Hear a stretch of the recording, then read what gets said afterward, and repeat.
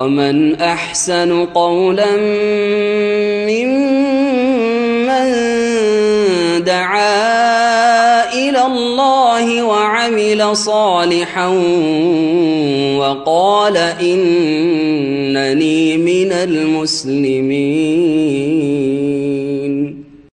السلام عليكم ورحمة الله وبركاته. الحمد لله الحمد لله رب العالمين والصلاة والسلام على نبينا محمد وعلى آله وصحبه أجمعين أما بعد. সমস্ত প্রশংসা একমাত্র সেই মহান আল্লাহ রাব্বুল আলামিনের জন্য, যে আল্লাহ রাব্বুল আলামিন আজকে আমাদেরকে এই কিং খালেদ ফাউন্ডেশনের পক্ষ থেকে আয়োজিত উম্মুল হুমাম ইসলামিক সেন্টারের পক্ষ থেকে আজকে এই বিশাল দ্বীনি আলোচনার আয়োজনে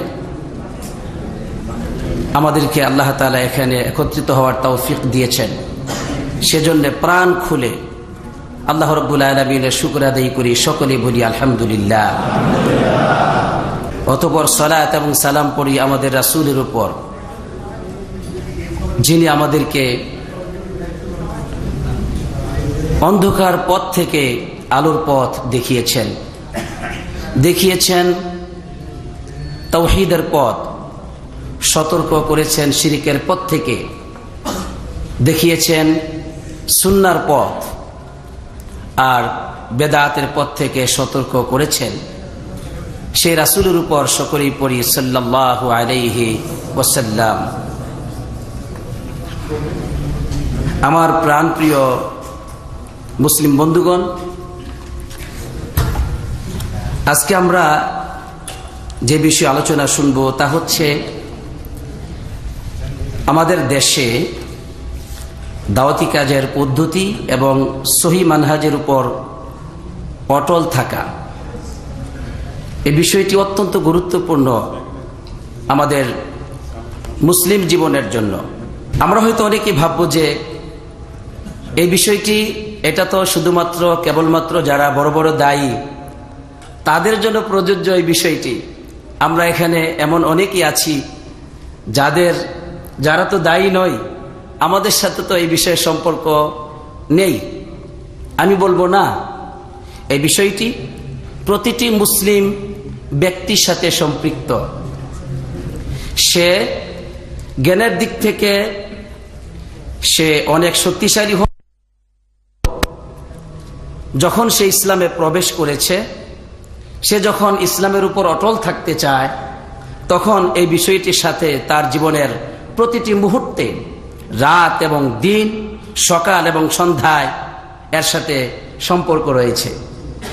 তাই এই বিষয়টি অত্যন্ত গুরুত্বপূর্ণ আমাদের জীবনের জন্য।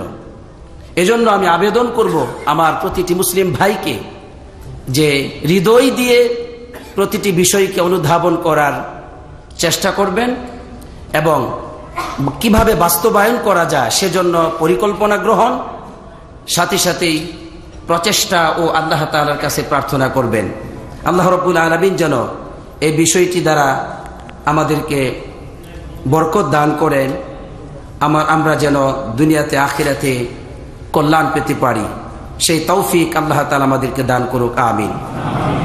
প্রিয় ভাইরা আমার,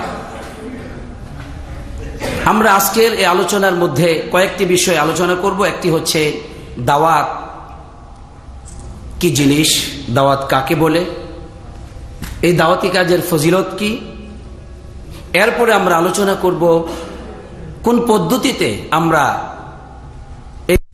বন্ধুগণ, দাওয়াত এটা হলো আরবি শব্দ, এর অর্থ হচ্ছে আহ্বান করা, কিছু চাওয়া, আওয়াজ করা, প্রার্থনা করা, অন্যকে আকৃষ্ট করা। এগুলো হচ্ছে দাওয়া শব্দের শাব্দিক অর্থ আরবি ভাষায়।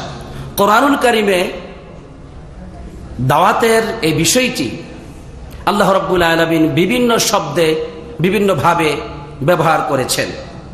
যেমন কোথাও বলেছেন তাবলীগ, পৌঁছে দেওয়া, যেমন আল্লাহ তাআলা মুহাম্মদ সাল্লাল্লাহু আলাইহি সাল্লামকে বলছেন, ইয়া আইয়ুহার রাসূল বাল্লিগ মা উনজিলা ইলাইকা মির রাব্বিক, তোমার রব তোমার কাছে যা নাজিল করেছেন সেটাকে তুমি পৌঁছে দাও। দাওয়াতের কোথাও অর্থ হচ্ছে স্মরণ করিয়ে দেওয়া অন্যকে। আল্লাহ তাআলা বলছেন, ওয়াযাক্কির ফাইন্না যিকরা তানফাউল মুমিনিন, তুমি স্মরণ করিয়ে দাও, উপদেশ দাও, স্মরণ করিয়ে দাও।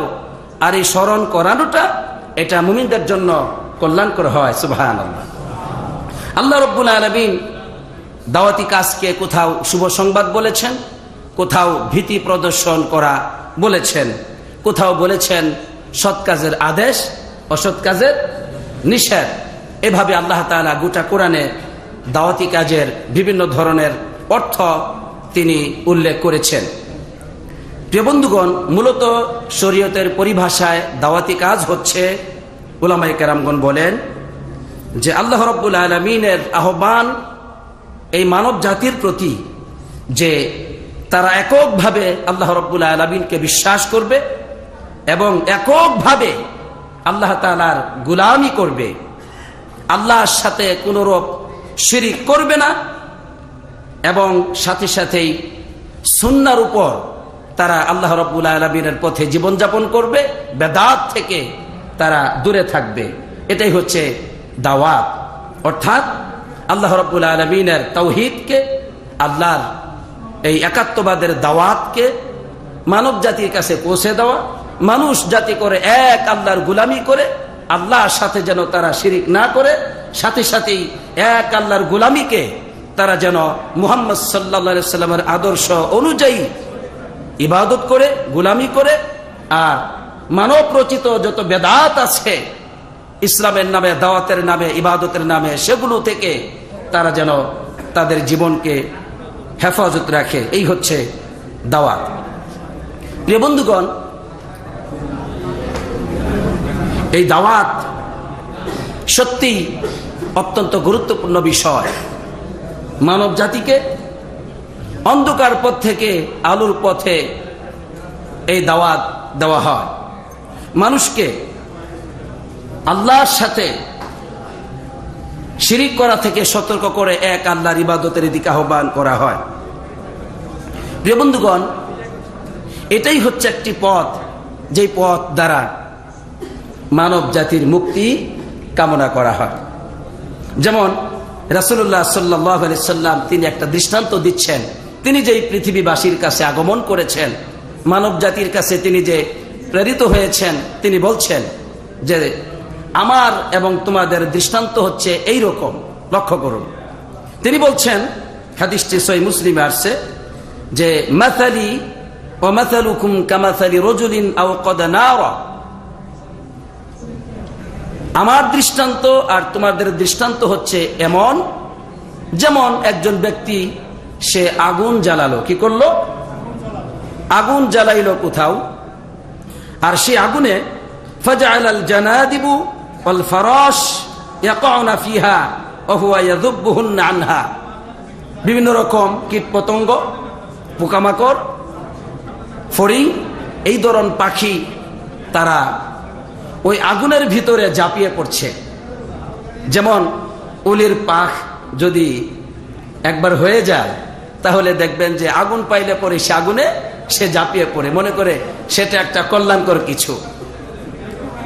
রাসূলুল্লাহ সাল্লাল্লাহু আলাইহি সাল্লাম বলছেন যে এই রকম একজন ব্যক্তি আগুন জ্বালানোর পর সেখানে সব কীটপতঙ্গগুলো তারা সে আগুনে ঝাঁপিয়ে পড়ছে, আর ওই ব্যক্তিটি ইয়াযুবুহুন্না আনহা, ওই আগুন থেকে তাদেরকে বাঁচানোর প্রচেষ্টা চালাচ্ছে। সুবহানাল্লাহ। আর আমি ওয়ানা আখিযুন বিহুজাজিকুম আনিন নার ওয়া আনতুম তারাফাতুনা মিন ইয়াদি, আর আমি মুহাম্মদ সাল্লাল্লাহু আলাইহি সাল্লাম ওই আগুন থেকে বাঁচানোর জন্য তোমাদের যে লুঙ্গি পরার পরে এখানে আমরা ঘিরে দেই না, গিট্টি দেই, লুঙ্গির বাঁধন স্থান যেটা, তিনি বলছেন আমি তোমাদেরকে জাহান্নাম থেকে বাঁচানোর জন্য তোমাদের এই যে লুঙ্গি যেখানে বাঁধো, এই জায়গায় আমি ধরে আছি, ওই জাহান্নাম থেকে বাঁচানোর চেষ্টা করছি। আর তোমাদের অবস্থা হচ্ছে ওয়ান্তুম ওয়া আনতুম তাফাল্লাতুনা মিন ইয়াদি, আমার হাত থেকে তোমরা শুধু পালাবার চেষ্টা করছো। আল্লাহু আকবার। তিনি জাহান্নাম থেকে আমাদেরকে বাঁচাতে চান। এই জন্য এই দাওয়াতের মাধ্যমেই জাহান্নামের সেই কঠিন আযাব থেকে মানব জাতির মুক্তি আসতে পারে। এই দাওয়াতের মাধ্যমেই মানুষকে অন্ধকার জাহান্নামের পথ থেকে সতর্ক করে জান্নাতের সে আলোর পথ দেখানো যেতে পারে। এই দাওয়াতের মাধ্যমেই মানুষকে শয়তানের গোলামি থেকে সতর্ক করে তাদের হাত ধরে এক আল্লাহর গোলামি তথা তাওহীদের দিকে আহ্বান করা যেতে পারে। আলহামদুলিল্লাহ। সুতরাং এই বিষয়টির প্রয়োজন আমাদের সকলের আছে কিনা বলুন তো? কি সকলের জীবনের সাথে সম্পৃক্ত? অবশ্যই সম্পৃক্ত। এই দাওয়াত থেকে আমাদের কারো কোনো মুক্তির পথ নেই। যদি কেউ মুক্তি পেতে চায়, যদি কেউ মানব জাতির কল্যাণ চায়, সে যদি নিজের জীবনের কল্যাণ চায়, নিজের স্ত্রী সন্তানের মা বাবার আপনজনদের এলাকাবাসীর দেশের কল্যাণ চায়, তাহলে পথ একটি, সেটা হচ্ছে এই দাওয়াতের পথ, এই তাবলীগের পথ, এই আমরু বিল মারুফ ওয়ান নাহয়ু আনিল মুনকার, সৎ কাজের আদেশ এবং অসৎ কাজের থেকে নিষেধ, এটাই হচ্ছে মুক্তির পথ। আলহামদুলিল্লাহ। আমরা সকলে এই কাজ করতে রাজি আছি তো ইনশাআল্লাহ? সুতরাং আজকে আমরা এই কাজের ব্যাপারে গুরুত্বপূর্ণ বিষয়ে আলোচনা শুনব। দিল দিয়ে, হৃদয়ের সমস্ত আকর্ষণ দিয়ে আমাদেরকে আলোচনা অনুধাবন করার তৌফিক আল্লাহ তাআলা দান করুক। আমিন। প্রিয় বন্ধুগণ, যেহেতু বিষয়টি এত মহা গুরুত্বপূর্ণ যে একজন মানুষ অনন্তকালে জাহান্নামে পতিত হবে, একজন মানুষ অনন্তকালের জন্য জান্নাতে প্রবেশ করতে পারবে এই দাওয়াতের মাধ্যমে, সুতরাং এর ফজিলত হচ্ছে বিরাট ফজিলত, ঠিক না? কারণ সাধারণ মানুষের চাইতে একজন ডাক্তারের মূল্য বেশি না ভাই? বলুন বেশি কিনা?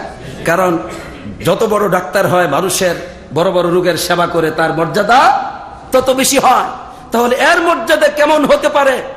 একজন মানুষ পৃথিবীতে আসার পর সে যদি আল্লাহর তাওহীদ থেকে বঞ্চিত হয়, সে যদি শয়তানের গোলাম হয়ে যায়, সে যদি জান্নাতের পথে চলতে ভুল করে জাহান্নামের পথে চলে অনন্তকালের আগুনের শাস্তি ভোগ করবে। এই মানুষটিকে যদি আপনি জাহান্নাম থেকে বাঁচাতে পারেন, আপনার দাওয়াত দ্বারা যদি অনন্তকালের শাস্তি থেকে সে বেঁচে যায়, তাহলে এটা কত বড় কল্যাণকর কাজ হতে পারে, মানব জাতির জন্য কত বড় মহা কল্যাণকর কাজ হতে পারে, একটু চিন্তা করে দেখুন। ঠিক না ভাই? ঠিক। প্রিয় ভাইরা আমার, দাওয়াতের ফজিলত আল্লাহ রাব্বুল আলামিন ব্যাপক লিখেছেন। আলহামদুলিল্লাহ। প্রথম বিষয় হচ্ছে, কোন মানুষ যদি মানুষকে আল্লাহ রাব্বুল আলামিনের দিকে আহ্বান করে, এটা হলো সবচাইতে শ্রেষ্ঠ কাজ।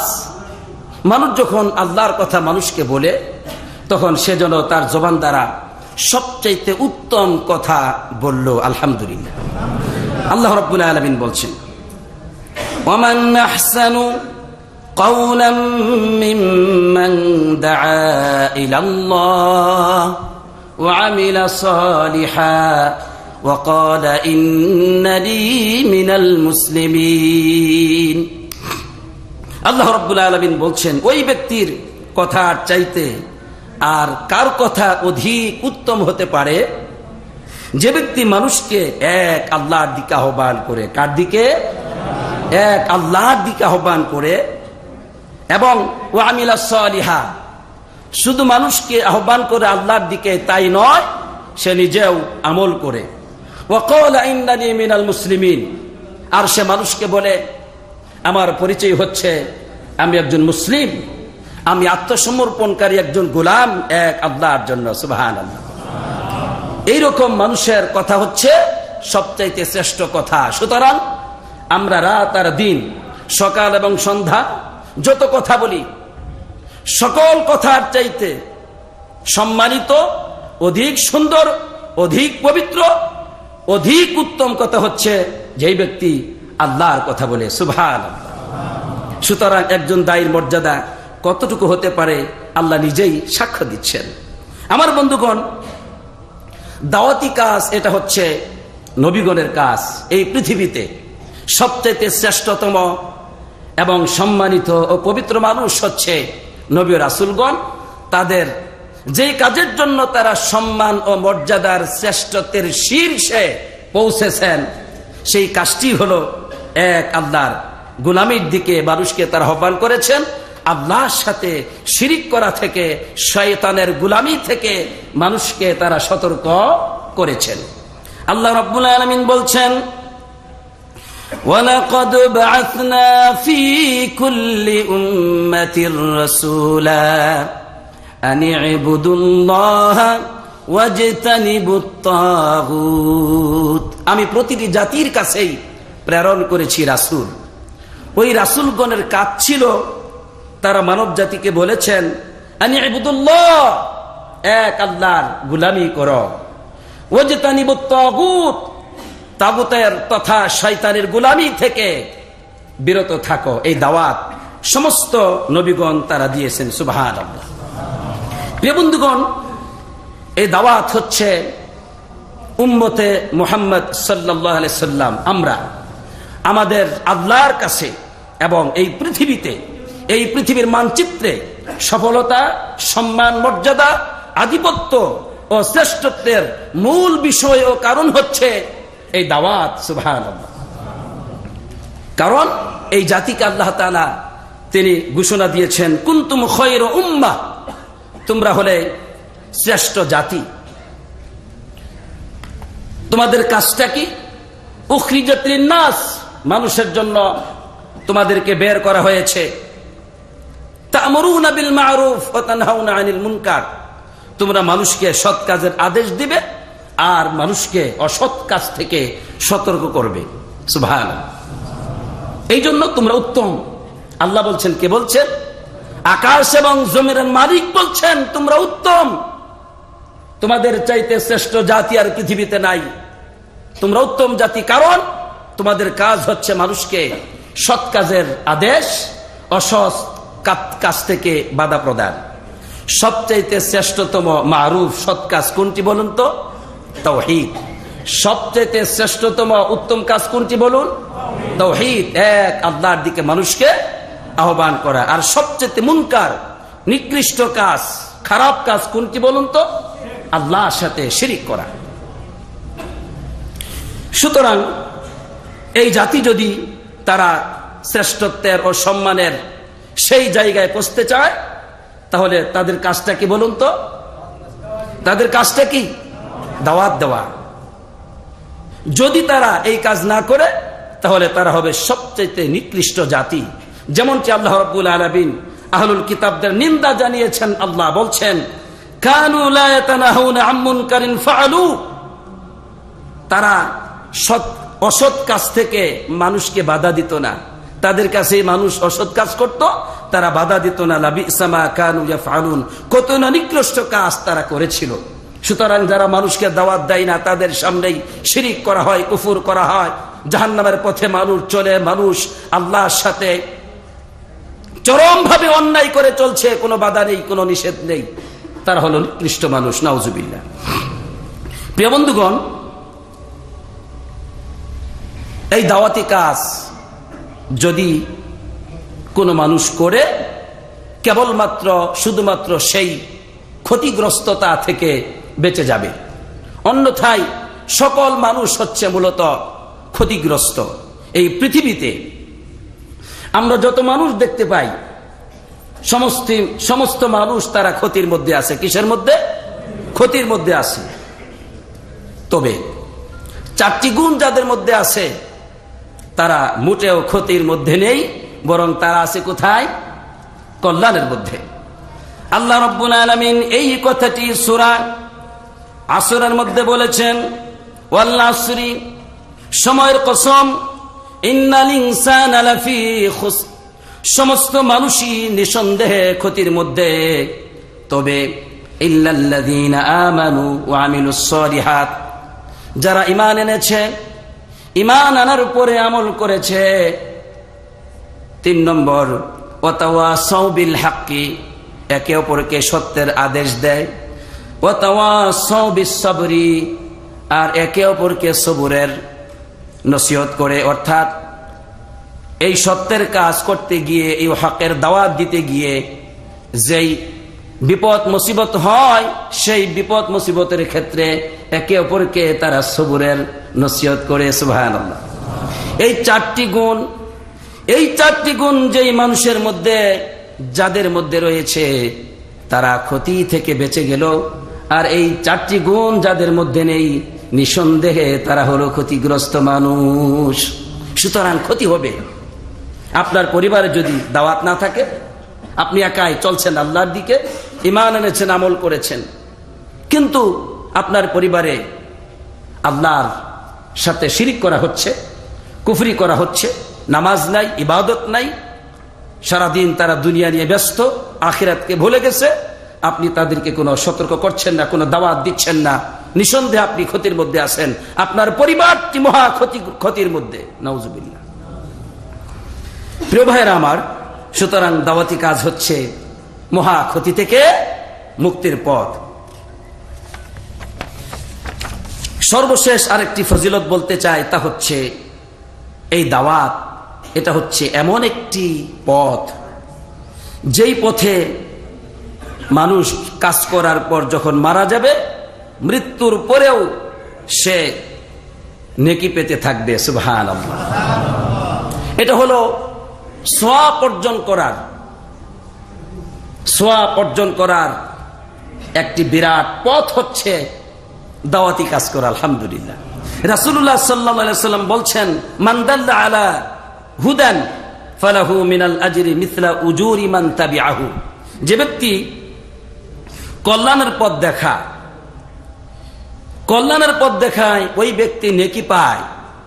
ওই কল্যাণের পথ অনুসরণ করে যেই নেকি হয়, সেই নেকি যে ব্যক্তি কল্যাণের পথ দেখায় সে পেয়ে যায়। সুবহানাল্লাহ। অন্য হাদিসের মধ্যে আসছে, কোন মিন গায়রি আইয়ুন কসমিন উজুরিহিম সেই, তাদের কারো কোনো নেকি থেকে কোনো কমতি করা হয় না, সমানভাবে তারা নেকি পেয়ে যাচ্ছে।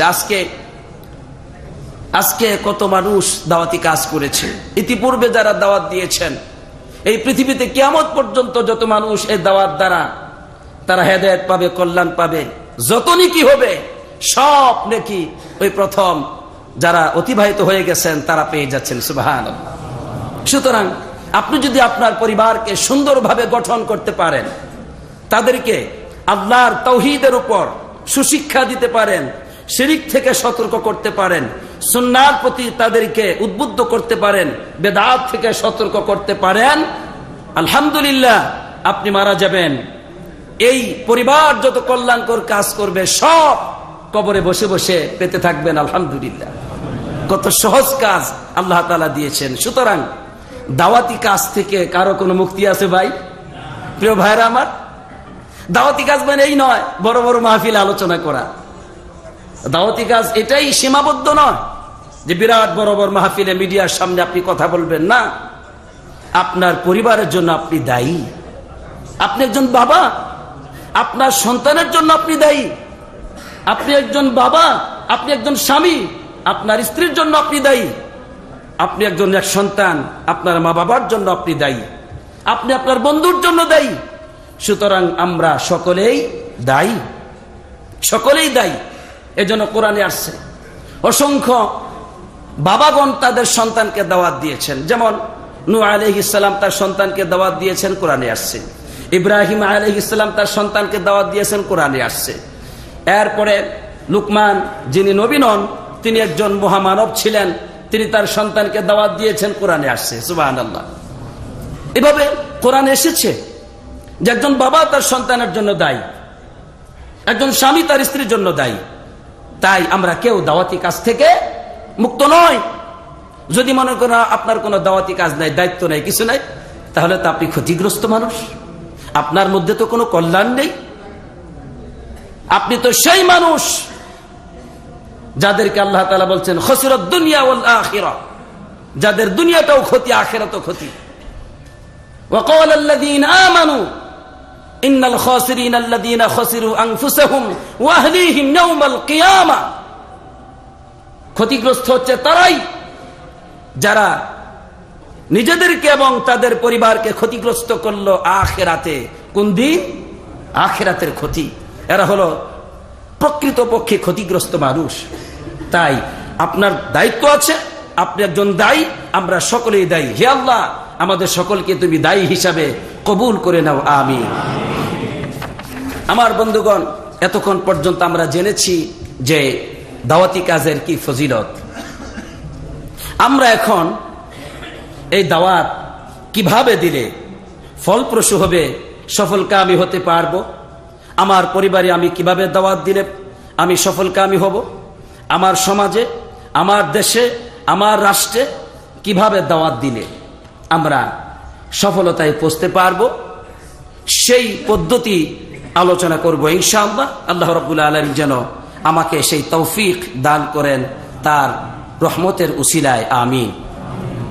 আমার বন্ধুগণ, প্রথমে জেনে যায় একজন দায়ী হচ্ছে কাত্তবীব, ডাক্তারের মতো। কিসের মতো?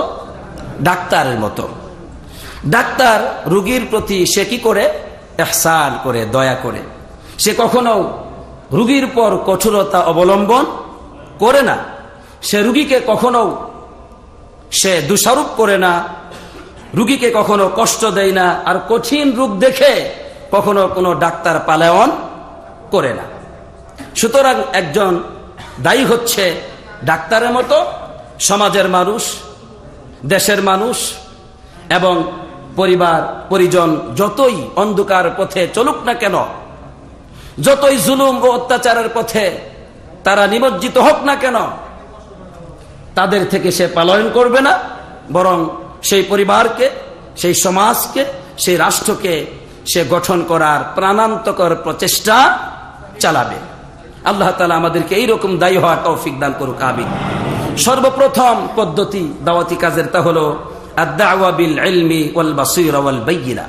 দাওয়াত দিতে হবে জ্ঞান দ্বারা, প্রমাণ দ্বারা এবং সত্য শক্তিশালী দলিল আদিল্লা দ্বারা দাওয়াত দিতে হবে। এজন্য মুহাম্মদ সাল্লাল্লাহু আলাইহি ওয়াসাল্লাম সম্পর্কে আল্লাহ রাব্বুল আলামিন তিনি বলছেন যে কুল হাদিহি সাবিলি আদউ ইলাল্লাহ, হে রাসূল তুমি বলে দাও এটাই হচ্ছে আমার পথ, আমি আল্লাহর পথে আহ্বান করি। তিনি একজন দায়ী, তাই না? বিশ্বনবী মুহাম্মদ সাল্লাল্লাহু আলাইহি ওয়াসাল্লাম তিনি হচ্ছেন একজন দায়ী ইলাল্লাহ। কার দিকে? আল্লাহর দিকে, আল্লাহর দিকে দায়ী। আর তিনি কিসের উপর দাওয়াত দিচ্ছেন সেটাও আল্লাহ তাআলা তাকে বলতে বলছেন, তুমি বলে দাও মানব জাতিকে যে আমি দাওয়াত দেই আলা বাসীরাতিন, দলিল প্রমাণের ভিত্তিতে। আমার কাছে কি আছে? দলিল আছে, সত্য দলিল আছে, যার মধ্যে কোনো অন্ধকার নেই, কোনো সন্দেহ নেই। আমি এক সত্য আল্লাহর দিকে সত্য দলিল দিয়ে আহ্বান করি, জ্ঞানের উপর আমি আহ্বান করি। আমি কোনো মূর্খতার উপর, অজ্ঞতার উপর একটা আন্তাজ করে কোনো দাওয়াত আমি দেই না। সুবহানাল্লাহ। সুতরাং দাওয়াতের প্রথম শর্ত হচ্ছে আপনাকে জ্ঞানার্জন করতে হবে। বন্ধুগণ, সবচাইতে শ্রেষ্ঠ জ্ঞান হচ্ছে ইলমুত তাওহীদ। কিসের জ্ঞান বলুন তো? তাওহীদের জ্ঞান। তাওহীদের পর আপনাকে জানতে হবে শিরক কি জিনিস, আপনাকে জানতে হবে সুন্নাহ কি জিনিস, বেদাত কি জিনিস, এগুলো জানতে হবে। একজন দায়ীর উচিত সে সর্বপ্রথম জ্ঞানার্জন করবে তাওহীদের, এরপরে জানবে শিরকের। তাওহীদ ও শিরকের মধ্যে পার্থক্য সূচিত করার জ্ঞান একজন দায়ীর মধ্যে অবশ্যই থাকতে হবে। একজন দায়ীর মধ্যে থাকতে হবে ওমাল ফারকু বাইনা শিরকিল আকবার ওয়াল আসগার, ছোট শিরক আর কি বলে বড় শিরক আর ছোট শিরকের মধ্যে কি পার্থক্য আছে, এই ব্যাপারে তাকে অবশ্যই জ্ঞানার্জন করতে হবে। জ্ঞানার্জন করতে হবে তাকে ওয়াল ফারকু বাইনাল বিদআ ওয়াস সুন্নাহ, বেদাত এবং সুন্নাহর মধ্যে পার্থক্য কি এ বিষয়ে জানতে হবে। কারণটা কি? কারণ হলো আমরা দেখেছি অনেক দায়ীদেরকে, অনেক ইউটিউবে আলোচনা পাওয়া যায়, তারা সহি দাওয়াত দিচ্ছে মানুষকে, কিন্তু কোনটি বড় শিরিক আর কোনটি ছোট শিরিক এগুলো একসাথে করে ফেলছে। শিরিক সব এক, ভুল এটা। উলামায়ে কেরামগণ শিরিককে দুই ভাবে বিভক্ত করেছেন, যা কোরআন এবং সুন্নাহ দ্বারা প্রমাণিত। ছোট শিরিক আছে, বড় শিরিক আছে। রোগ সব রোগ এক না, বড় রোগও আছে, ছোট রোগও আছে। কাজে রোগ বললেই আপনি এখানে ভয় পেয়ে যাবেন আর সবগুলাকে মনে করবেন এই রোগ হয়েছে মানে শেষ হয়ে গেছে, না। এই জন্য এই ব্যাপারে সঠিক জ্ঞানার্জন করা দরকার। অনেক দায়ীরাই তারা বেদাতের মধ্যে যে প্রকারভেদ আছে বুঝে না। বেদাতের মধ্যে প্রকারভেদ রয়েছে, বেদাত মুকাফফারা, বেদাত গয়র মুকাফফারা আছে। কুফরি কিছু বেদাত আছে, কুফরি কিছু বেদাত আছে কুফরি নয়। এখন সকল বেদাতকে আপনি একই মাপের মধ্যে রাখবেন, এটি চরম অন্যায়। সকল শিরিককে আপনি বড় শিরিকের অন্তর্ভুক্ত করবেন আর বলে ফেলবেন যে ওমাইয়ুশরিক বিল্লাহি ফাকাদ হারামাল্লাহু আলাইহিল জান্নাহ, যে ব্যক্তি আল্লাহর সাথে শিরিক করলো তার জন্য জান্নাত আল্লাহ তাআলা হারাম করে দেন। না, ওখানে অবস্থা আছে। এই জন্য একজন দাঈ ইলাল্লাহ, যিনি আল্লাহর দিকে মানুষকে আহ্বান করতে চান, যিনি মানুষকে আল্লাহর সাথে পরিচয় করিয়ে দিতে চান, অবশ্যই তাকে সর্বপ্রথমেই আশরাফুল উলুম, জ্ঞানের জগতে সবচেয়ে শ্রেষ্ঠ জ্ঞান হচ্ছে তাওহীদের জ্ঞান। এই জ্ঞান অবশ্যই তাকে জানতে হবে, অন্যথায় সে দাওয়াতি কাজে ভুল করবে, আল্লাহ সম্পর্কে সে জ্ঞান ব্যতীত কথা বলেই ফেলবে। আর মনে রাখবেন, পৃথিবীতে সবচেয়ে নিকৃষ্ট পাপ, অন্যায়, শয়তানের পথ হচ্ছে আল্লাহর ব্যাপারে না জেনে কথা বলা। আল্লাহ রাব্বুল আলামিন বলছেন, ওয়ালা তাত্তাবিউ খুতুওয়াতিশ শাইতান ইন্নাহু লাকুম আদুউম মুবিন ইন্নামা ইয়া'মুরুকুম বিস-সু'i ওয়াল ফাহশা' ওয়া আন তাকুলু আলা আল্লাহি মা লা তা'লামুন। আল্লাহ তাআলা বলছেন, তোমরা শয়তানের পথ অনুসরণ করবে না। শয়তান হচ্ছে তোমাদের প্রকাশ্য দুশমন। আর শয়তান মানুষকে কোন পথে আদেশ করে? ইন্নামা ইয়া'মুরুকুম বিস-সু', পাপ কাজ, খারাপ কাজ, ওয়াল ফাহশা, নির্লজ্জ কাজ, যত রকম খারাপ মন্দ কাজ আছে, পাপের কাজ আছে, অন্যায় কাজ আছে, এই দিকে শয়তান মানুষকে আহ্বান করে। আর কোন দিকে? ওয়ান তাকুলু আলা আল্লাহি মা লা তা'লামুন, এই পথে আহ্বান করে যে তোমরা আল্লাহর ব্যাপারে এমন কথা বলো বা বলবে যেই ব্যাপারে তোমাদের জ্ঞান নাই। এই হলো মহা মুসিবত।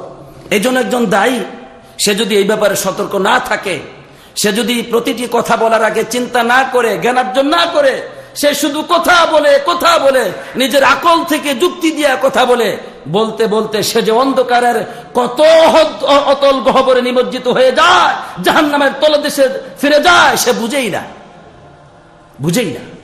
মনে করছে আমার ভক্ত অনেক, আমার মাহফিলে লোক হয় অনেক। আরে বাবারে, আমি যা বলি সব শুনে আমার মাথাটা ভর্তি যুক্তি, আর যুক্তি এক পর্যায়ে যুক্তিবাদী হয়ে যায়, কিন্তু বুঝে না আল্লাহর ব্যাপারে কত মিথ্যা কথা বলছে, আল্লাহর ব্যাপার উচিত নয়, এমন কত বেয়াদবিমূলক কথা বলে যাচ্ছে ওই দায়ী, সে বুঝেই না এই কথা। নাউজুবিল্লাহ।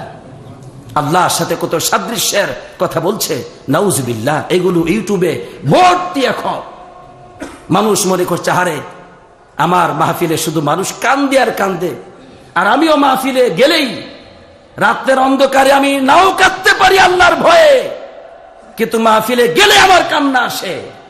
আমার দেখা দেখি ভক্তরাও কান্দে। এই মানুষটি যুক্তি দেয়া কথা বলে, 1 ঘন্টা 2 ঘন্টার আলোচনার মধ্যে কোরআনের একটি আয়াত নাই, নবীজির একটা সুন্নাহ নাই, সে কিভাবে দায়ী ইলাল্লাহ হতে পারে? আজকে আমার দেশ এভাবে অন্ধকারের অতল গহ্বরে নিমজ্জিত, দেশ অশান্তির বেড়া জালে ত্রাহি ত্রাহি করছে, আজ আকাশের দাঁত থেকে দূরে থাকার কারণে। সুতরাং এই পথ যেমন কল্যাণের পথ, অনুরূপ এই পথ হচ্ছে বিরাট এক ধ্বংসের পথ। আল্লাহর দিকে যদি সঠিক পথে না আহ্বান না করেন। অন্য আয়াতের মধ্যে আল্লাহ রাব্বুল আলামিন সূরা আরাফের 33 নম্বর আয়াতে আল্লাহ তাআলা বলছেন যে আল্লাহ তোমাদের উপর হারাম করেছেন ওয়ান তুশরিকু বিল্লাহ মা লাম ইউনাজ্জিল বিহি সুলতানা, আল্লাহর সাথে তোমরা শিরিক করবে যেই ব্যাপারে আল্লাহ তাআলা কোনো দলিল প্রমাণ নাজিল করেন নাই, কোনো দলিল নাই। আল্লাহর সমকক্ষ আছে আকাশে জমিনে, কোথাও আল্লাহর সমকক্ষ আছে এমন কোন দলিল প্রমাণ আল্লাহ তাআলা নাজিল করেন নাই। আল্লাহ বলছে এটা তোমাদের উপর হারাম, অনুরূপ হারাম হচ্ছে শিরিকের পরে স্থান আল্লাহ তাআলা দিয়েছেন, শিরিকের পরে স্থান দিয়েছেন আল্লাহ তাআলা বলছেন অনুরূপ হারাম হচ্ছে ওয়ান তাকুলু আলাল্লাহি মা লা তা'লামুন, তোমরা আল্লাহর ব্যাপারে এমন সব কথা বলবে যেই ব্যাপারে তোমাদের কাছে কোনো জ্ঞান নাই, দলিল নাই, প্রমাণ নাই। আজকে এই পথেই আমরা চলছি, আজকে পথেই চলছি, মনে করছি দায়ী সাজলেই বুঝি দায়ী হয়ে গেলাম। কারণ এই ক্ষতিটা দুনিয়াতে বোঝা যায় না, এই ক্ষতিটা বোঝা যাবে আখিরাতে। দুনিয়াতে বুঝতে পারে যারা জ্ঞানী, তারা বুঝতে পারে তাওহীদকে ধ্বংস করছে এই দায়ী সুন্নাহকে ধ্বংস করছে, এই দায়ী তার প্রতিটি আলোচনা দ্বারা শিরক প্রচার করছে, এটা জ্ঞানীগণ বুঝতে পারেন। এই দায়ী সুন্নাহকে ধ্বংস করে বেদাত প্রচার করছে ইসলামের নাম দিয়ে, এটা জ্ঞানীগণ বুঝতে পারেন। আর অধিকাংশ মানুষ যেহেতু জ্ঞান নাই ইসলামের ব্যাপারে, তারা বুঝে না, কিন্তু এর বিচার হবে আখিরাতে। আখিরাতে বোঝা যাবে কত ক্ষতি হয়েছে। কিন্তু দুনিয়ার ডাক্তার ভুল করলে বোঝা যায়, দুনিয়ার ব্যাপারে বোঝা যায় এই ডাক্তার ভুল করেছে, এই ডাক্তার রোগী মেরে ফেলেছে, এই ডাক্তার চিকিৎসা ভুল করেছে, অপারেশন ভুল, এটা ধরতে পারে মানুষ, এটা সহজ। কিন্তু এই ক্ষতিটা আজকে বোঝা যাবে না, আখিরাতে বোঝা যাবে। সুতরাং জ্ঞান ব্যতীত দাওয়াত দেওয়া যাবে না, অবশ্যই আপনাকে জ্ঞানার্জন করতে হবে। এই জন্য নবীজি বলেছেন মান আফতা বিগাইরি ইলমিন কানা ইসমুহু আলা মান আফতা, হাদিসটা আবু দাউদে আসছে। যে ব্যক্তি জ্ঞান ব্যতীত সে কোনো ফতোয়া দিল, তাহলে যেই ফতোয়া দিল গুনাহটা তার হবে, গুনাহটি তার হবে। অন্য হাদিসের মধ্যে আসছে যারা ওই আলেমের কথা শুনবে, মূর্খ ব্যক্তির কথা শুনবে, তারাও পথভ্রষ্ট হবে, উপায় নাই, তারাও পথভ্রষ্ট হবে। অদল্লু ফাদল্লু, নিজেরাও পথভ্রষ্ট, মানুষকে পথভ্রষ্ট তারা করছে, নাউজুবিল্লাহ। এই জন্য জ্ঞান ব্যতীত দাওয়াত দেওয়া যাবে না, তাই জ্ঞানার্জন করতে হবে। আল্লাহ রাব্বুল আলামিন যেন আমাদের সকলকেই সঠিকভাবে জ্ঞানার্জন করে আমাদেরকে এই দাওয়াতের পথে জীবন দেওয়ার তৌফিক দান করেন, আমিন। আমার বন্ধুগণ, জ্ঞান হলো দাওয়াত আপনি দিবেন, ঠিক আছে, আলহামদুলিল্লাহ। সর্বপ্রথম দাওয়াত দিতে হবে নিজেকে। কাকে দাওয়াত দিতে হবে? নিজেকে, নিজে আমল করতে হবে আগে। অনেক দায়ীগণ আমরা আছি, আমরা নিজেরা শুধু মানুষের চিন্তা করি, নিজের জীবনের চিন্তা করি না, সন্তানের চিন্তা করি। বলি যে আমি নয় নামাজ নাই পড়লাম, কিন্তু তুই নামাজ বাদ দিস না, এটা ভুল, এটা ভুল। আল্লাহ বলছেন বান্দারা নিজে আগে বাঁচাও, পরিবার পরিজনদেরকে বাঁচা। বলে আমি তো গেছি, তোরা যাইস না, এটা ভুল, মূর্খতা। আল্লাহ বলছেন না, তুমি আগে বাঁচো পরিবার পরিজনদেরকে। আবার আমরা এমন হয়েছি দায়ীগণ, আমরা অনেকেই নিজের চিন্তা করি না, পরিবারের চিন্তা করি। আবার অনেকে পরিবারের চিন্তা বাদ দিয়া ওই বাইরের চিন্তা করতেছি। সমাজের মানুষ এই করে সেই করে, আরে বাবারে ওই সব পাপ তো তোমার ঘরে আরো বেশি, এটা দেখো না কেন? এভাবে শয়তান আমাদেরকে সঠিক দাওয়াত থেকে দূরে রাখে। অথচ আল্লাহ রাব্বুল আলামিন মুহাম্মদ সাল্লাল্লাহু আলাইহি সাল্লামকে বলছেন, হে রাসূল ফাস্তাকিম কামা উমিরতা ওয়া মান তাবা মাআকা, ফাস্তাকিম কামা উমিরতা, অটল থাকো, মুস্তাকিম থাকো, অটল থাকো, যেমনটি তোমার রব তোমাকে আদেশ করেছেন। সুবহানাল্লাহ। যেমনটি তুমি আদেশিত হয়েছ অনুরূপ তুমি অটল থাকো। ওমান তাবা মাআকা, আর তারা অটল থাকবে যারা তোমার সাথে তওবা করেছে। সুবহানাল্লাহ। তাহলে আল্লাহ বলতেছেন আগে নিজে অটল থাকো। অন্য আয়াতে আল্লাহ বলছেন ফাস্তামসিক বিল্লাযী উহিয়া ইলাইক, রাসূল তোমার উপর যা ওহী করা হয় সেটাকে তুমি শক্তভাবে আঁকড়ে ধরো। সুবহানাল্লাহ। নিজেকে আমল করতে বলছেন, নিজে আমল করো। কিন্তু আজকে আমরা নিজের চিন্তা ভুলে গেছি, শুধু মানুষের চিন্তা, ওয়াজ নসিহত করে যাচ্ছি রাত আর দিন, সেখানে বক্তব্য দিয়ে যাচ্ছি, নিজে অনেক ক্ষেত্রে ভুলে যাই, এটা ভুল। আমার বন্ধুগণ, কত ভয়াবহ কথা আল্লাহ তাআলা বলছেন যে হে বান্দারা,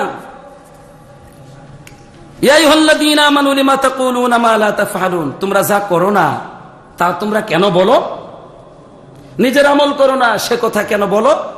কাবুরা মাকতান ইনদাল্লাহ, আল্লাহর কাছে খুব ক্রোধের বিষয়, অপছন্দনীয় বিষয় হচ্ছে আন তাকুলু আলাল্লাহ, কি বলে আন তাকুলু মা লা তাফআলুন, এমন কথা তোমরা বলবে যা তোমরা করো না। সুতরাং আপনাকে আমাকে কি করতে হবে বলুন? কি করতে হবে? নিজে আমল করতে হবে। প্রিয় বন্ধুগণ, এই জন্য কিয়ামতের মাঠে এক ব্যক্তিকে জাহান্নামে নিয়ে আসা হবে, আর সে তখন তার যে নারী বুলিগুলি আছে, পাকস্থলীগুলো সব বাহিরে চলে আসবে। তখন এই ব্যক্তিটি এর চতুর্দিক দিয়ে ঘুরবে। জাহান্নামীরা তার কাছে এসে বলবে, মা শানু, কি হইল তোমার? তুমি ওই ব্যক্তি যে আমাদেরকে কুনতা তা'মুরুনা বিল মারুফ ওয়া তানহানা আনিল মুনকার, যে তুমি না আমাদেরকে সৎ কাজের আদেশ দিতে অসৎ কাজের নিষেধ করতে। কি ব্যাপার, এই অবস্থা কেন তোমার? তখন সে বলবে, আরে কুনতু আমুরুকুম বিল মারুফ ওয়ালা আতি, আমি ঠিকই আদেশ দিতাম সৎ কাজের, নিজে করতাম না।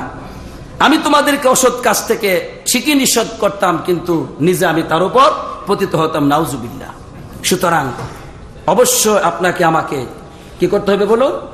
নিজে আমল করতে হবে, অন্যথায় এর পরিণতি খুব ভয়াবহ। তবে এর মানে এই নয় যে আপনি যেহেতু নিজে আমল কম করেন এই জন্য সব ওয়াজ নসিহত দাওয়াত দেওয়া সব বাদ দিবেন, ঠিক না। এই জন্য উলামায়ে কেরামগণ বলেন, যে ব্যক্তি এলেম থাকার পরে সে আমল নাই কারণে দাওয়াত দেয় না, সে দুটো বড় অপরাধের মধ্যে পড়ে গেল। একটি হলো যে সে নিজে আমল করে না, এটা হলো একটা গুনাহ। 2 নম্বর, তার কাছে যে এলেম আছে, নিয়ামত আছে, নূর আছে, আলো আছে, এই আলো যে গোপন করছে মানুষকে দিচ্ছে না, এই জন্য সে আরেকটা গুনার মধ্যে লিপ্ত হইল। সুতরাং দাওয়াত আমরা অবশ্যই দিয়ে যাব, আর আজকে থেকে আমরা দাওয়াত দিব এবং তার আগে নিজেরা আমল করব। দাওয়াত এবং আমল একসাথে হবে। আল্লাহ তাআলা আমাদেরকে সেই তৌফিক দান করুক, আমিন। প্রিয় বন্ধুগণ, দাওয়াতি কাজের আরেকটি গুরুত্বপূর্ণ পদ্ধতি হচ্ছে, আমরা যদি ফলপ্রসূ হতে চাই তাহলে দাওয়াত দিতে হবে সর্বপ্রথমেই আহাল পরিবারকে। কাদেরকে বলুন? আহাল পরিবারকে দাওয়াত দিতে হবে। শুধু দূরের চিন্তা করি, 4 মাস 5 মাসের জন্য 1 বছরের জন্য বের হয়ে যান দূরে। এই দিদা স্ত্রী সন্তান ফাঁকা, শয়তানে ফাঁকা পেয়ে যা ইচ্ছা তাই করবে, অসুবিধা নাই, আপনি তো আল্লাহর রাস্তায় আছেন, আল্লাহই দেখবো। এইরকম কথা কোরআনে সুন্নায় আসে নাই। এই বুঝ আপনার বুঝ, কোরআন থেকে এই পদ্ধতি গ্রহণ করা হয় নাই। এই পদ্ধতি হচ্ছে নিজেদের আকল দ্বারা বানানো হয়েছে, যে দূরে থাকো আল্লাহ দেখবে। ভুল। আল্লাহ তাআলা তোমাকে দায়িত্ব দিয়েছেন, কু আনফুসাকুম ওয়া আহলিকুম নার, ইয়া আইয়ুহাল্লাযীনা আমানু, হে বিশ্বাসীগণ, তোমরা নিজেরা জাহান্নাম থেকে বাঁচো এবং সাথে সাথেই পরিবার পরিজনদেরকে বাঁচাও। একসাথে কোনো সুযোগ নেই, সেখানে কোনো সুম্মা এই ধরনের কোনো অর্থ আসে নাই। একই সাথে সমানভাবে নিজে বাঁচবে, পরিবার পরিজনদেরকে জাহান্নাম থেকে বাঁচাবে। সুবহানাল্লাহ। এই দাওয়াত হচ্ছে আল্লাহর দাওয়াত। মুহাম্মদ সাল্লাল্লাহু আলাইহি সাল্লাম এই দাওয়াতের উপর সুপ্রতিষ্ঠিত ছিলেন। এই জন্য তিনি যখন আয়াত নাজিল হলো তখন এটাই হলো, ওয়ানজির আশিরাতাকাল আকরাবিন, তুমি তোমার আপনজনদেরকে ভয় প্রদর্শন করো। তখন তিনি সফা পাহাড়ে দাঁড়িয়ে গিয়ে বলছেন, ইয়া মা'শারা কুরাইশ। সফা পাহাড়টা আপনারা চিনেন, যেহেতু মক্কা মদিনার মানুষ, আপনারা কাছেই থাকেন। মক্কাতে সফা পাহাড়, সেই পাহাড়ে দাঁড়ালে মক্কার আশেপাশের সব এলাকা দেখা যেত সেই জামানায়।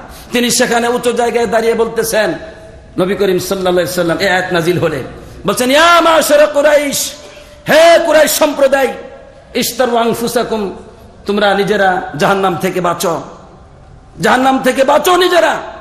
আর সেটা কিসের মাধ্যমে? অবশ্যই তাওহীদের মাধ্যমে, লা ইলাহা ইল্লাল্লাহর মাধ্যমে। এরপরে বললেন, তিনি তার আপনজনদেরকে ডেকে ডেকে বলছেন, তার আব্বাস বিন আব্দুল মুত্তালিব, আব্বাস রাদিয়াল্লাহু তাআলা আনহু তার চাচাকে ডাক দিয়ে বললেন, চাচা ঈমান আনো, আমি তোমাকে জাহান্নাম থেকে বাঁচাতে পারবো না। তার ফুফুকে ডাক দিয়ে বলেন, ফুফু, আল্লাহর ফয়সালা থেকে আমি তোমার কোনো কল্যাণ করতে পারবো না। তার কন্যা ফাতেমা রাদিয়াল্লাহু তাআলা আনহাকে ডাক দিয়ে বললেন, ইয়া ফাতিমা বিনতা মুহাম্মাদিন সাল্লাল্লাহু আলাইহি সাল্লাম, এ ফাতেমা, মুহাম্মদ সাল্লাল্লাহু আলাইহি সাল্লামের বেটি, সালিনি মা শি'তি মিন মালি, আমার ধন সম্পত্তি থেকে তুমি যা কিছু চাওয়ার চাও, আমি কিন্তু লা উগনি আনকি মিনাল্লাহি শাইআ, আল্লাহর আযাব থেকে তোমাকে বাঁচাতে পারবো না। সুবহানাল্লাহ। সুতরাং দাওয়াত আপনজনদেরকে সর্বপ্রথমেই দিতে হবে, কারণ এই ব্যাপারে আপনাকে জিজ্ঞাসা করা হবে। নবীজি বলেছেন, ফাকুল্লুকুম রাঈ ওয়া কুল্লুকুম মাসউলুন আন রাইয়াতিহি, তোমরা প্রত্যেকেই দায়িত্বশীল, আপনি এখন বলবেন আপনি বড় আলিম না, আপনার দায়িত্ব নাই? ফাকুল্লুকুম রাই ওয়া কুল্লুকুম মাসউলুন আন রাইয়াতিহি, তোমরা প্রত্যেকেই জেনে রাখো, তোমরা প্রত্যেকেই দায়িত্বশীল, আর তোমাদেরকে এই দায়িত্ব সম্পর্কে জিজ্ঞাসা করা হবে সকলকেই।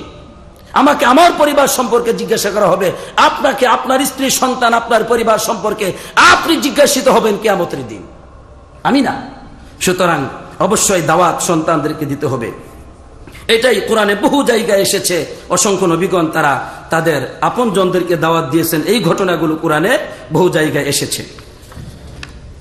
এরপরে অন্যতম আরেকটি পদ্ধতি হচ্ছে দাওয়াতি কাজের যে আল আহাম ফিল মুহিম, গুরুত্বপূর্ণ অনেক বিষয় আছে, তার মধ্যে অধিক গুরুত্বপূর্ণ যে বিষয়টি, সেই বিষয়ে আপনাকে আমাকে দাওয়াত দিতে হবে আলহামদুলিল্লাহ।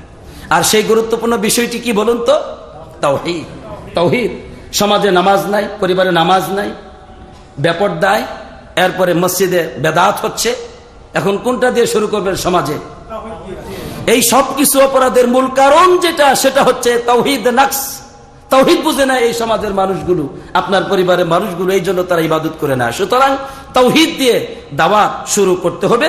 এটাই রাসূলুল্লাহ সাল্লাল্লাহু আলাইহি সাল্লাম তার উম্মতের জন্য এই আদর্শ রেখে গেছেন। যখন মুআয বিন জাবাল রাদিয়াল্লাহু তাআলা আনহুকে পাঠাইলেন ইয়ামানে, তখন বললেন, মুআয শোনো, তুমি তো ইয়ামানে যাচ্ছ, সেটা হলো আহলুল কিতাবদের দেশ, মানে ইহুদি নাসারাদের দেশ। সর্বপ্রথম তুমি তাদেরকে আহ্বান করবে শাহাদা আল্লাহ ইলাহা ইল্লাল্লাহ, আল্লাহর একাত্মবাদের দাওয়াত, যে আল্লাহ ছাড়া আর সত্য কোনো ইলাহ নাই, সত্য কোনো মাবুদ নাই, আর আমি মুহাম্মদ সাল্লাল্লাহু আলাইহি সাল্লাম আল্লাহর প্রেরিত রাসূল, আল্লাহর প্রেরিত রাসূল, এই দাওয়াত তুমি তাদেরকে দিবে। যখন তারা আল্লাহ রাব্বুল আলামিনের একাত্মবাদকে, তাওহীদকে গ্রহণ করে নিল, যে আল্লাহর সামনে আমরা মাথা নত করব, আমরা মেনে নিলাম মুহাম্মদ সাল্লাল্লাহু আলাইহি সাল্লাম আমাদের রাসূল, মেনে নিলাম, তখন নবীজি বললেন, তখন তুমি এরপরে যে গুরুত্বপূর্ণ বিষয়টি আছে সেটাই যাবে। সেটা কোনটা? তাদেরকে বলবে যে ইন্নাল্লাহা ক্বাদ ফারাদা আলাইহিম খামসা সালাওয়াতিন ফি কুল্লি ইয়াউমিন ওয়া লাইলা, রাত্রে এবং দিনে, প্রতিদিন প্রতি রাত্রেই, রাত আর দিনে আল্লাহ তাআলা তাদের উপর 5 ওয়াক্ত নামাজকে ফরজ করেছেন। সুবহানাল্লাহ। তাহলে দেখুন, প্রথমেই কিসের দাওয়াত? তাওহীদের দাওয়াত, তারপরে অন্যান্য দাওয়াত। কিন্তু আজকে গোটা দেশ, গোটা সমাজ কিসের দাওয়াত দেয়? তাওহীদের দাওয়াত নাই। মা বাবার দাওয়াত, ঠিক না? রাষ্ট্র কায়েম করতে হবে, এই দাওয়াত অবশ্যই গুরুত্বপূর্ণ। কে বলেছে গুরুত্বপূর্ণ নয়? তাওহীদ কোথায়? মা বাবার কিসসায় ঘন্টার পর ঘন্টা চলছে, অথবা ইবাদতের ফজিলতের আলোচনা চলছে, রোজার ফজিলত কি, নামাজের ফজিলত কি, অসুবিধা নাই, অবশ্যই করেন। মসজিদ মাদ্রাসা দান খয়রাত করলে কি ফজিলত কি চলছে, কিন্তু তাওহীদ কোথায়? সুতরাং এই দাওয়াত সঠিক পদ্ধতিতে হচ্ছে না, এই জন্য দেশের মানুষ শান্তিও পাচ্ছে না। কথা বুঝে আসলো? দাওয়াত হবে প্রথমে তাওহীদের। এবং অসংখ্য দায়ীগণ দেখবেন যারা সহিহ আকীদার দাওয়াত দেই আমরা, আমাদের মধ্যেও অনেক দায়ীগণ তাওহীদের আলোচনা কম করি। আসমা ও সিফাতের আলোচনা আমাদের মাঝে একেবারে কমেছে। অনেক জায়গায় অনেক দায়ীগণ শুধু তারা বিভিন্নভাবে দাওয়াত দিচ্ছেন, কিন্তু তারা আসমা ও সিফাত, এই তাওহীদের ব্যাপারগুলিকে ব্যাপকভাবে স্পষ্ট করছেন না। এই জন্য আমাদের উচিত আমরা তাওহীদের ব্যাপারটি সর্বপ্রথমে গুরুত্ব দিব, এরপরে অন্যান্য ইবাদতের। প্রিয় বন্ধুগণ, দাওয়াত দেওয়ার অন্যতম আরেকটি পদ্ধতি হচ্ছে আদ-দাওয়া বিত-তাদাররুজ। তাদাররুজ তথা ক্রমান্বয়ে আমাদেরকে কি করতে হবে? দাওয়াত দিতে হবে ক্রমান্বয়ে, আস্তে আস্তে।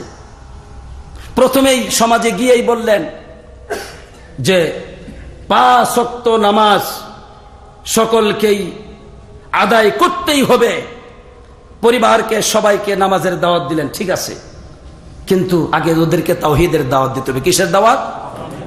তাওহীদের দাওয়াত দেয়। তাওহীদকে যখন তারা বুঝবে, এরপরে নামাজ, এভাবে আস্তে আস্তে সমাজের মানুষকে তাওহীদের দাওয়াত দিতে থাকেন। তাওহীদ, তাওহীদ, এরপরে তাদেরকে অন্যান্য ইবাদতের দাওয়াত দিবেন, অন্যথায় ফলপ্রসূ হবে না।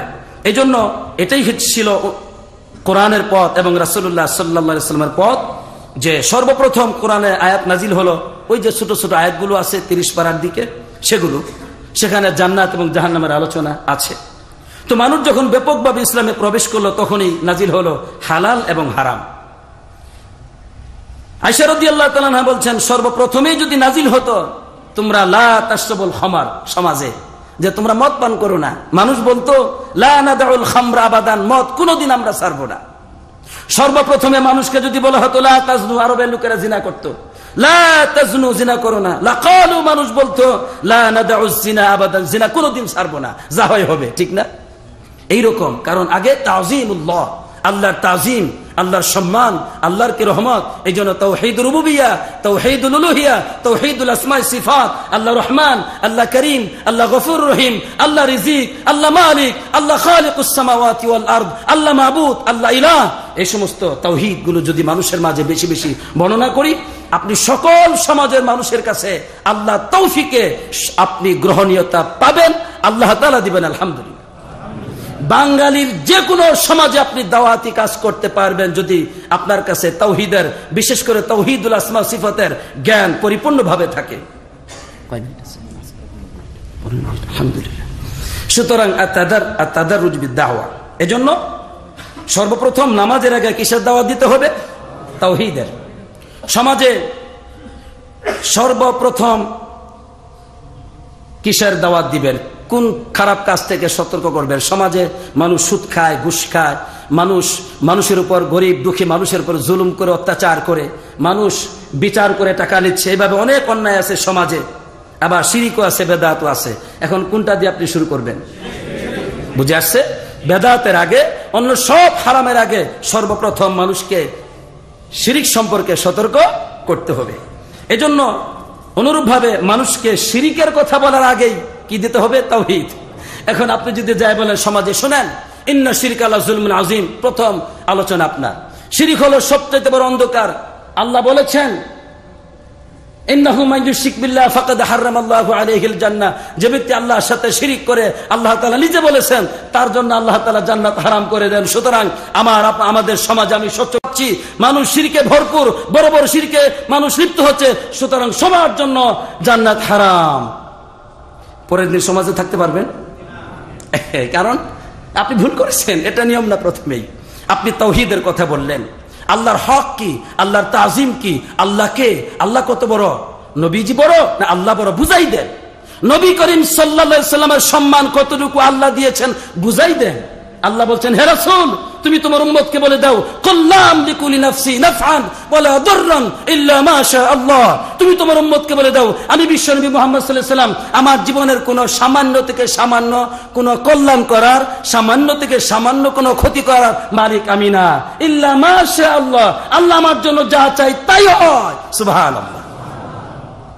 হে রাসূল, ওয়ারাফা'না লাকা যিকরাক, আমি আল্লাহ তাআলা আপনার সম্মানকে, আপনার জিকিরকে উঁচু করেছি, আমি করেছি। হে রাসূল, আলাম ইয়াজিদিকা ইয়াতীমান ফাআওয়া, আল্লাহ তাআলা আপনাকে এতিম অবস্থায় পেয়েছিলেন, আশ্রয় দিয়েছেন। ওয়াজাদাকা দাল্লান ফাহাদা, আল্লাহ তাআলা আপনাকে পথহারা পেয়েছিলেন, এরপরে আল্লাহ পথ দেখিয়েছেন। ওয়াজাদাকা আইলান ফাগনা, আল্লাহ তাআলা আপনাকে দারিদ্র অবস্থায় পেয়েছিলেন, এরপরে আপনার অভাব, অনটন, ক্ষুধা, এই সব দারিদ্রতা মুক্ত করেছেন। সুবহানাল্লাহ, কি সুন্দর কথা আল্লাহ বুঝাচ্ছেন। তাহলে আল্লাহ তাআলার মর্যাদা, মুহাম্মদ সাল্লাল্লাহু আলাইহি ওয়াসাল্লামের মর্যাদা তাওহীদের আলোচনা করলে বুঝে যাবে। এজন্য মানুষ কখনো যদি তাওহীদ জানে, তাওহীদকে সঠিকভাবে যদি উপস্থাপন করতে পারেন, আল্লাহ তাআলা আপনার দাওয়াতি কাজে বরকত দিবেন এবং ওই মানুষগুলো শিরিক ছাড়বে, 100 বার ছাড়বে। আলহামদুলিল্লাহ, আল্লাহর ফজল এবং করমে ছেড়ে যাবে। সুতরাং আমরা শিরিকের আলোচনা করার আগে তাওহীদের আলোচনা করব। আমরা বেদাত থেকে সতর্ক করার আগে সমাজের মানুষকে কি শিখাবো? সুন্নাহ শিখাবো। বলবো আমাদের সমাজে তো হাত তুলে মোনাজাত হয় নামাজের পরে, সবাই বেদাতের মধ্যে আসছে। কুল্লু বেদাতিন দালালা, সমস্ত বেদাত হচ্ছে পথভ্রষ্ট। ও কুল্লু দালালাতিন ফিন্নার, সমস্ত পথভ্রষ্টতা হচ্ছে জাহান্নামে যাওয়ার কারণ। সুতরাং আমার সমাজে জান্নাতি মানুষ আমি একটাও খুঁজে পাচ্ছি না। এটা কেমন কথা? মার দিবে কিনা আপনারা বলেন? মার দিয়েছে, কি হয়েছে? আমি আল্লাহর কথা বলেছি এই জন্য আমাকে মারছে, আরো মারুক, আমি এ পথে চলবই। তোমরা সকলেই জাহান্নামী, কারণ তোমরা নামাজের পরে হাত তুলে মুনাজাত করো, তোমরা মিলাদ পড়ো, তোমরা জাহান্নামী, মারো আমাকে মারো। এটা কেমন হলো? সুতরাং চিকিৎসা করতে গেছে, তুমি বুঝোই না মিয়া, কোনটা দিয়ে শুরু আগে করতে হয়। রোগী এসেছে, কে রোগ? বলছে জ্বর আসছে। বলবে সর্বনাশ, জ্বর আসলে তার মানে তোমার রক্ত সব শেষ হয়ে গেছে, তুমি শেষ হয়ে যাবে। আরেকজনে বলছে সর্দি লাগছে। সর্বনাশ, সর্দি তো বিরাট খারাপ কথা, এটা তো তোমার মাথার ব্যথায় তুমি শেষ হয়ে যাবা। আরেকজন এসে বলতেছে পেটের বেদনা, বলছে সর্বনাশ, মনে হয় ক্যান্সারের রোগ। আরেকজন বলছে আমার ব্লাড ক্যান্সার, বলছে এটাও তো একটা মারাত্মক রোগী। তাহলে সবগুলার একই জায়গায় রাখতেছো মিয়া, তুমি কি বুঝো নাকি? সুতরাং সমাজের মুনকারগুলির অবস্থা আপনাকে জানতে হবে। শিরিক সবচাইতে ভয়াবহ, তারপর বেদাত অবশ্যই ভয়াবহ, কিন্তু বেদাত মুকাফফারা নাকি বেদাত গয়র মুকাফফারা আপনাকে জানতে হবে।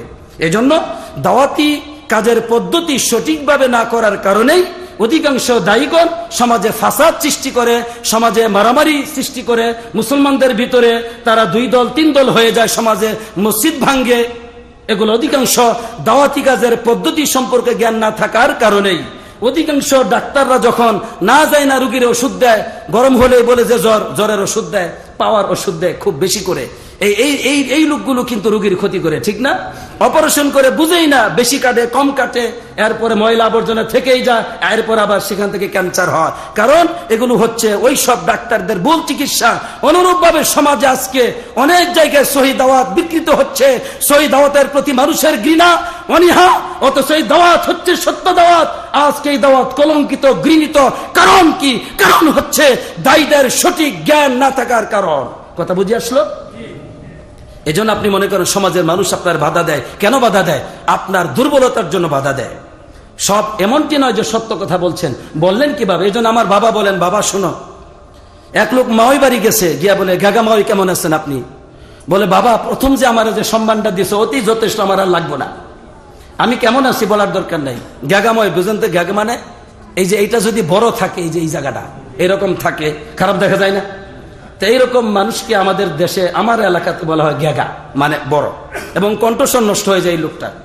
তো এখন মাওই বাড়ি গেছে ওই লোক, যাই বলতেছে মাওই সাহেব, গাগা মাওই আপনি কেমন আছেন? তখন মাওই সাহেব বলতেছে, বাবারে, প্রথম যে কথাটা বলছো তাতে আমি শান্তি পেয়েছি, আমি কেমন আছি তোমার জানার দরকার নাই।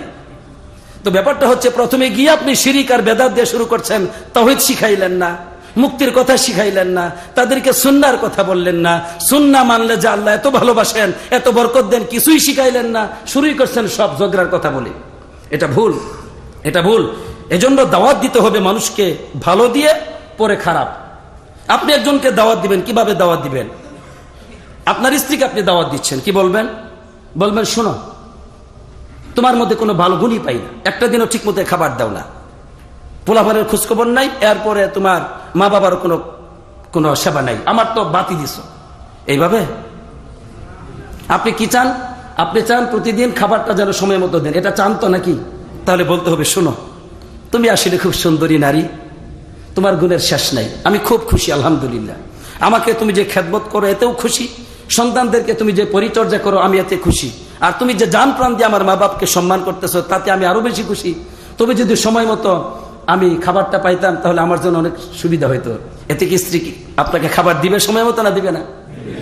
আর এর আগেরটা যেটা বলছে, বলবে আমি ভালো না, আমার খাবার আবার কেমনে ভালো হবে, নিজে খাবার রান্না করে খাও, ঠিক না? বলবে কিনা? সুতরাং আপনি সাকসেসফুল হতে পারবেন না। এই জন্য আল্লাহ তাআলা মানুষকে বলছেন, এই মানুষ শোনো, একটা রাসূল পাঠাইলাম, এই রাসূল কিভাবে দাওয়াত দেয় তোমাদেরকে শোনো। ফাকাদ জাআকুম বাশীরু ওয়া নাযীর, তোমাদের কাছে একজন রাসূল এসেছেন, যে রাসূল বাশীর, শুভ সংবাদ প্রদানকারী, সুন্দর সুন্দর মানুষকে কথা বলে, মুক্তির কথা বলে, ক্ষমার কথা বলে, জাহান্নামীদেরকে মুক্তির কথা বলে, পাপীদেরকে পবিত্রতার কথা বলে, অন্ধকার পথের মানুষকে আলোর কথা বলে। তিনি হলেন শুভ সংবাদ প্রদানকারী, ও নাযীর, তিনি হলেন ভীতি প্রদর্শনকারী, ভয় দেখা, যে যদি ঈমান না আনো জাহান্নাম, ভয় দেখায়। কিন্তু আল্লাহ বলছেন আগে হলেন তারা বাশীর, শুভ সংবাদ প্রদানকারী। আলহামদুলিল্লাহ, জাতিকে মুক্তির আশ্বাস দেখাতে হবে, স্বপ্ন দেখাতে হবে। জাতিকে যদি বলা হয় তোমরা অন্ধকারে আছো, শেষ হয়ে যাবে, না, শুধু আযাবের কথা নয়, প্রথমে মুক্তির কথা বলা হবে।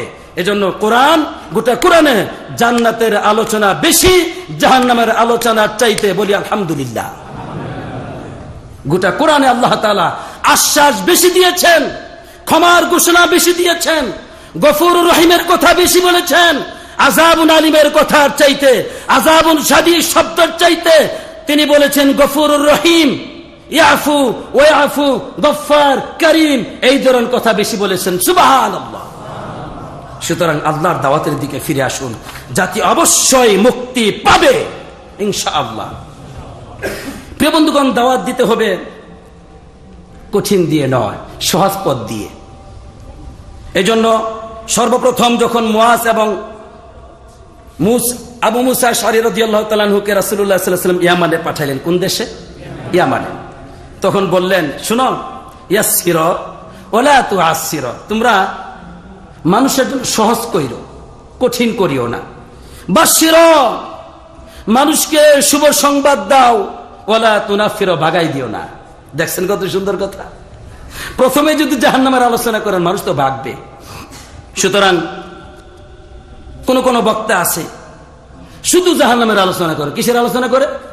আলোচনা একটা শিখছে, কি কারণে জাহান্নামে যায়, শুধু এগুলোই আলোচনা পাবে।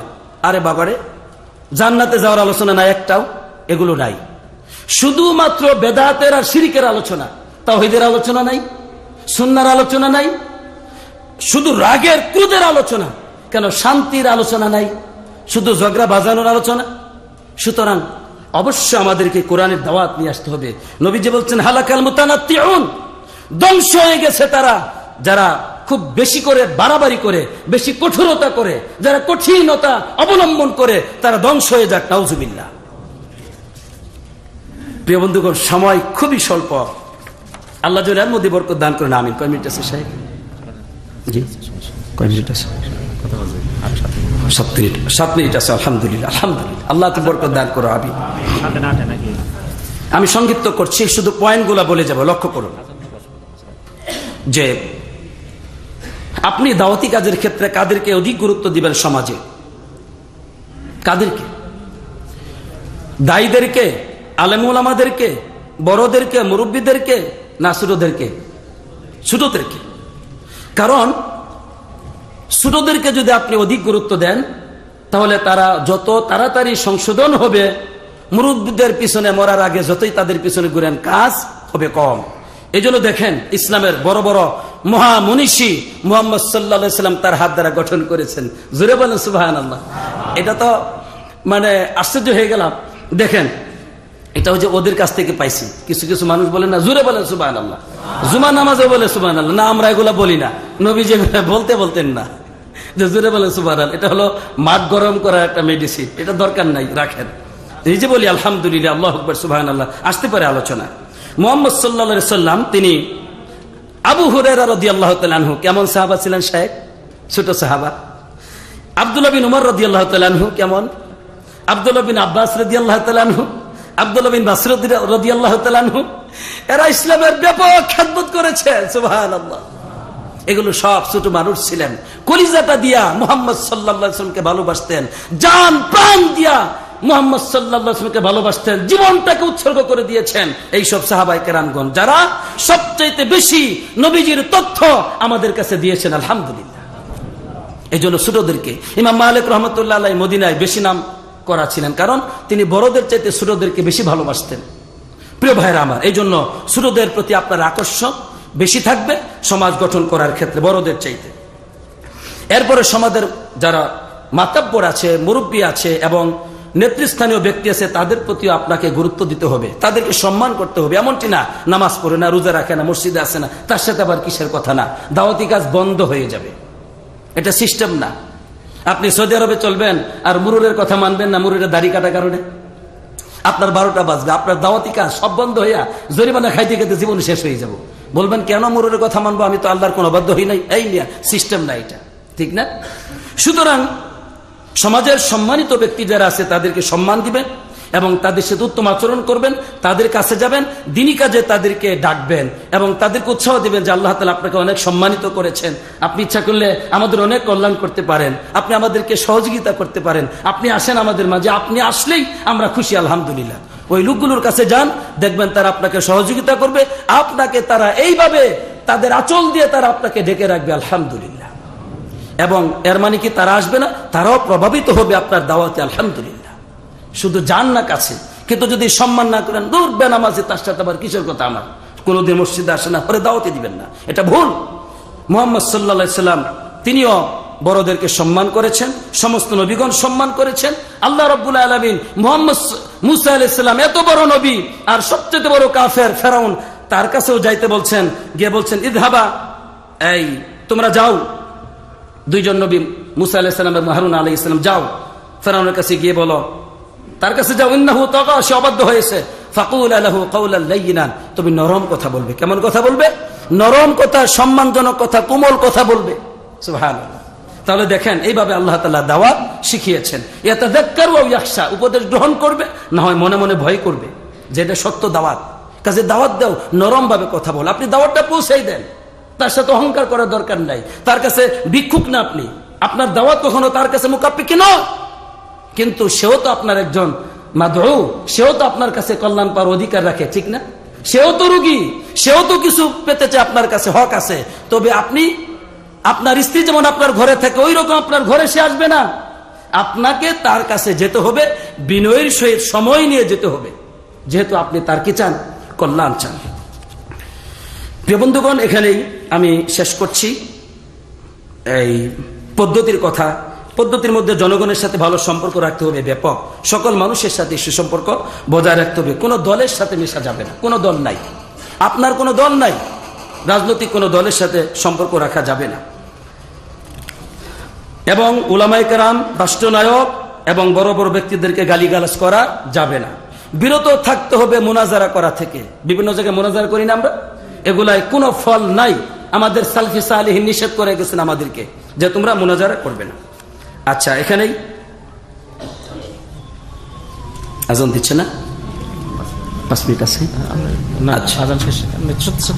আচ্ছা, তো প্রিয় ভাইয়ের আমার, এখানেই সমাপ্তি ঘটাচ্ছে আমাদের পদ্ধতি। এখন দায়ীর আখলাকের ব্যাপারে দু একটা কথা বলছি।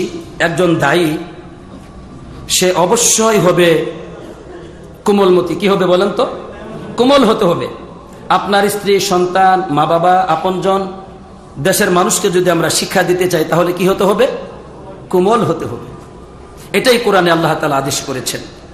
সবুরকারী হতে হবে। দাওয়াতি কাজে তাড়াহুড়া করা যাবে না, আস্তে আস্তে সবুর করতে হবে।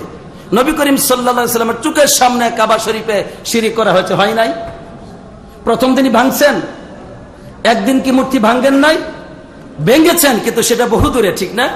মদিনায় গেছেন, মদিনায় যাওয়ার পরে নবুয়তের প্রায় শেষের দিকে 10ম হিজরিতে সম্ভবত এই মক্কা বিজয় হয়েছে। তাহলে কতদিন পর? এজন্য সময় লাগবে, এই সময়ের অপেক্ষায় থাকতে হবে। একজন দায়ীকে অবশ্যই আল্লাহর সাথে গভীর সম্পর্ক থাকতে হবে। কার সাথে?